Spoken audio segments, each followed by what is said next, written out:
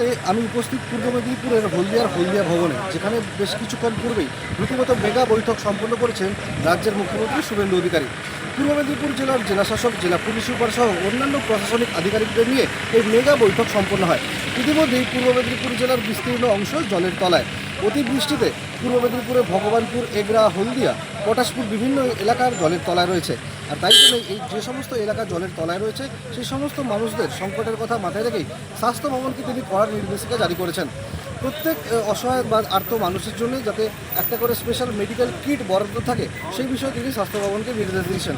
পাশাপাশি যে সমস্ত মাটির বাড়ি ভেঙে পড়েছে সেই সমস্ত মাটির বাড়ির মালিকদের, অর্থাৎ সেই সমস্ত পরিবারকে 20,000 টাকা করে বরাদ্দ করার কথাও ঘোষণা করেছেন মুখ্যমন্ত্রী। পাশাপাশি ত্রাণ শিবিরে রয়েছে প্রায় 15,000-এর কাছাকাছি মানুষ।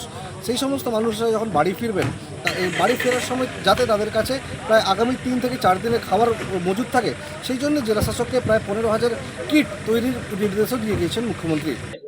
মিদনাপুরে প্রচন্ড ওয়াটার লগিং এবং আপনার প্রচুর বৃষ্টির জন্য প্রচুর মানুষ ক্ষতিগ্রস্ত হয়েছেন এবং অনেকেই বাড়ি ঘর ছেড়ে শেল্টারে ছিলেন।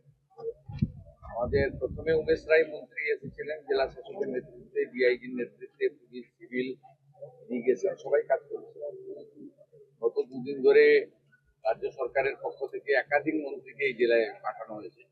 শ্রীমতী অগ্নিমিত্রা পাল, অশোক জিন্দাস, প্রামাণিক, রাজেশ মাহাতো এবং পিডাব্লিউডির প্রিন্সিপাল সেক্রেটারি আমাদের অন্তরা আচার্য, যিনি এই জেলার এক্সডিএম, তিনি ছিলেন।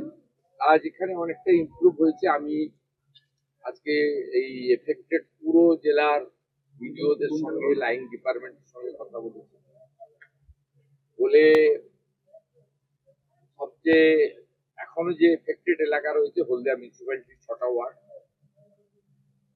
সুতাহাটা ব্লকের 62টা মৌজা, হলদিয়া উন্নয়ন ব্লকের 2টো গ্রাম পঞ্চায়েত, মহিষাদলের 4-5টা গ্রাম পঞ্চায়েত, আর পটাশপুর 1-এর সিচুয়েশনটা একটু খারাপ আছে, তার সঙ্গে পার্ট অফ ভগবানপুর 1 আর চন্দ্রপুর। পুরো এলাকা ধরে ধরে আমি দীর্ঘক্ষণ ধরে 2 ঘন্টার বেশি অ্যাসেস করেছি। অতিরিক্ত কিছু কাজ আমি এখনো 32,000 বাড়িতে ইলেকট্রিক দেওয়া যায়নি। সেফটি আগে আমি বলেছি, সেফটি দেখে নিয়ে 32,000 বাড়িতে প্রদীপ, অর্থাৎ বিদ্যুৎ দেওয়া যায়নি, প্রদীপ বলবো না, তাদের অল্টারনেট আলো জ্বালাতে হবে। সেখানে 32,000 ক্যাম্পে আছেন প্রায় 15,000 যারা বাড়ি ফিরতে পারেন। হেলথকে কিছু কাজ দেওয়া হয়েছে, পিএইচি কে কিছু কাজ দেওয়া হয়েছে, ইলেকট্রিসিটি কে কিছু কাজ দেওয়া হয়েছে। আর আমি নিজে মোস্ট এফেক্টেড এলাকার পিডিএসডিওদের সঙ্গে ভার্চুয়ালি কথা বলেছি। এখানে হলদিয়ার এসডি নিজেই ছিলেন, নোট নিয়ে সমাধান করে ইরিগেশনকে জানতে চেয়েছিলাম, সবটা আন্ডার কন্ট্রোল রয়েছে, কিন্তু কেলেঘাইতে আপনার জল যে রেড লেভেল রয়েছে, ডেঞ্জার জোনের উপর যে হয়েছে, বাঁধগুলো আমরা প্রি মনসুন কাজ করেছিলাম বলে বাঁধগুলো কিছু হয়নি, কিন্তু কেলেঘাই বিপজ্জনক জায়গা আছে। সেখানে পুলিশ এবং ইরিগেশন যৌথভাবে নজরদারি চালাতে বলা হয়েছে এবং বাঁধের পার্শ্ববর্তী এলাকার লোককে প্রিকশনারি মেজার হিসেবে নিতে বলা হয়েছে, মানে পটাশপুরের কেলেঘাই এলাকা। এরকম বহুবিধ যা দরকার ছিল সব করা হয়েছে। এবং পশ্চিম মেদিনীপুরেরও সবং, নারায়ণগড় ব্লকটা খারাপ জায়গা আছে। আজকে ঝাড়গ্রাম কিছু ড্যামেজ হয়েছে, সাঁকড়ায়, এগুলো ইঞ্জিনিয়ারিং কথা হয়েছে। এখান থেকে আমি স্বরাষ্ট্র সচিব সঙ্গমিত্রা ঘোষ মহোদয়কে ডিজাস্টার থেকে পুলিশকে আলাদা করে রিলিফ ওয়ার্ক এবং পুলিশের জন্য আমরা নির্দেশ এবং বরাদ্দ দিয়েছি। হেলথ সেক্রেটারিকে এখানে বলেছি হ্যালোজেন, ওআরএস, 20টা সাপে কাটার ইনসিডেন্ট হয়েছে, মানে একটাও লস অফ লাইফ হয়নি। হেলথ খুব ভালো কাজ করেছে, অ্যান্টিভেনাম সাফিসিয়েন্ট আছে। 20টা সাপে কাটার মানে সব রিভিউ করে নিয়েছে। হেলথকেও বলে দিয়েছি আর পিএইচি কেও বলে দিয়েছি। 22টা ইলেকট্রিক বন্ধ থাকার জন্য পাম্প বন্ধ আছে, 40টা ছিল, 18টা চালু করেছে। 22টাতে এক্ষুনি জেনারেটর লাগাতে বলা হয়। ওদের জন্য ফান্ড অ্যালট করে দেওয়া হয়েছে।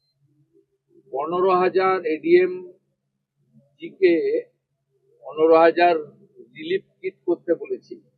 যারা ক্যাম্পে আজ অব্দি আছে তারা যখন বাড়িতে যাবেন তাদেরকে যেন মিনিমাম 3 থেকে 5 দিনের রেশন হাতে দেওয়া হয়, কিট বানানোর জন্য ডাইরেকশন দেওয়া হয়েছে। অতএব যা যা লাগে আমার প্র্যাকটিক্যাল অভিজ্ঞতার ভিত্তিতে আমি করেছি। দীর্ঘদিন এই ফিল্ডে আমি কাজ করি, রিলিফ ওয়ার্কে এবং বিভিন্ন ডিজাস্টারে। জানেন 2013-তে বড় ডিজাস্টার আমি আপনাদের সবাইকে নিয়ে সামলেছি। আমি ফাইনালি যেটা করছি, এর পরে যেটা করতে হবে, আমি এগ্রিকালচার সেক্রেটারি এবং হর্টিকালচার সেক্রেটারির সঙ্গে কথা হয়েছে, 5টা গ্রুপ করে দিতে বলেছে। তাতে এগ্রিকালচারের 2 জন, হর্টিকালচারের 1 জন, ফিশারির 1 জন, আর আমাদের ইন্স্যুরেন্সের যারা এগ্রিকালচার ইন্স্যুরেন্স করে তাদের টিম আসবে।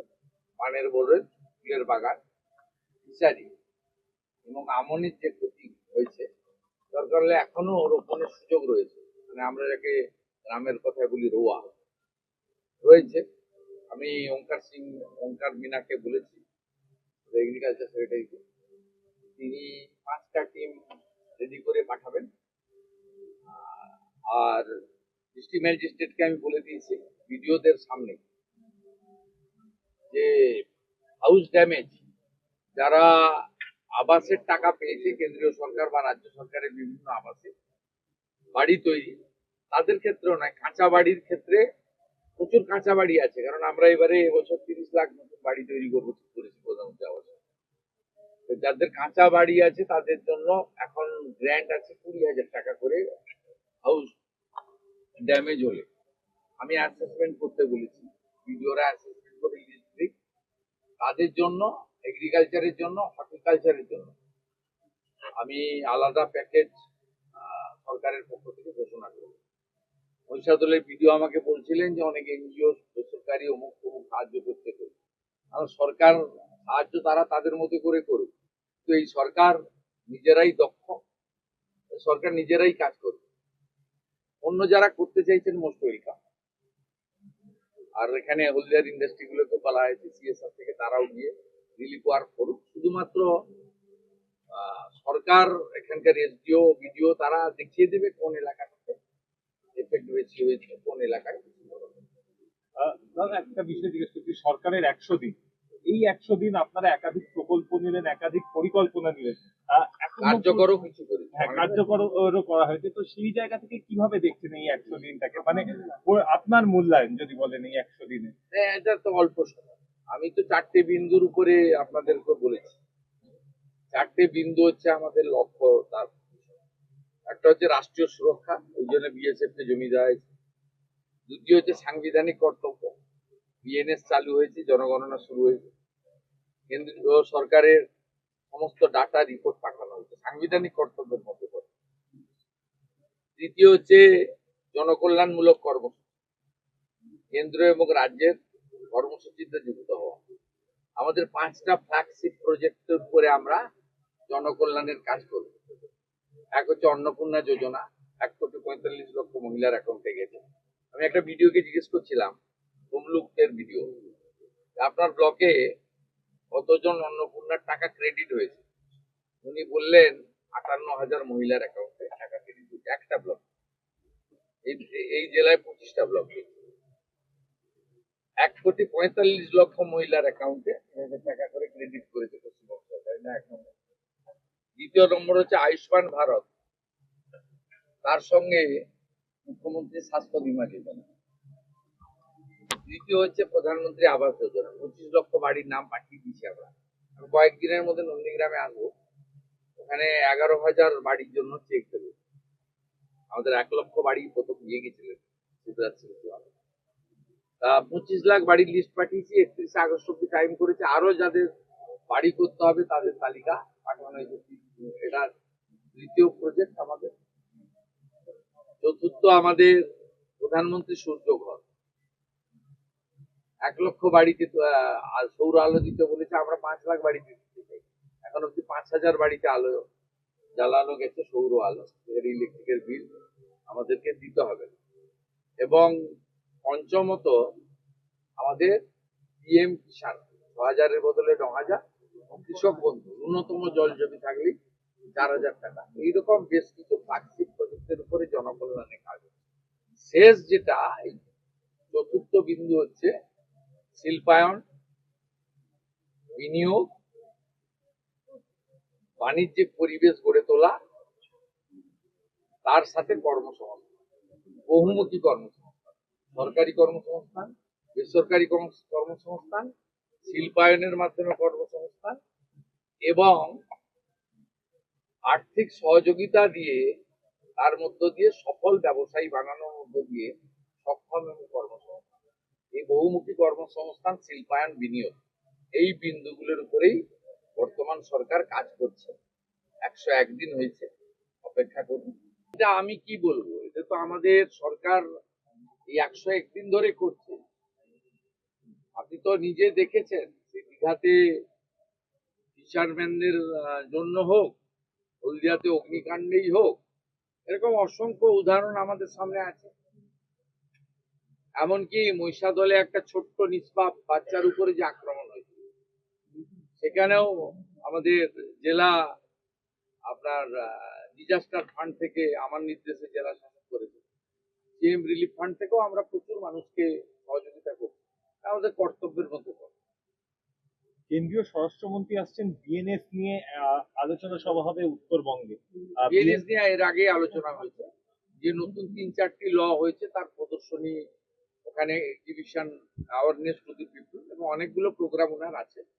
21 তারিখ এবং 22 তারিখ দুপুরে ওনার প্রোগ্রাম আছে এবং প্রোগ্রামগুলো সবগুলোই সরকারি, এসএসবির প্রোগ্রামও আছে, কিছুটা রাজ্য সরকারের সঙ্গে। পূর্ব মেদিনীপুর হলদিয়া থেকে সৌম্যজিৎ চট্টোপাধ্যায়, কলকাতা টিভি।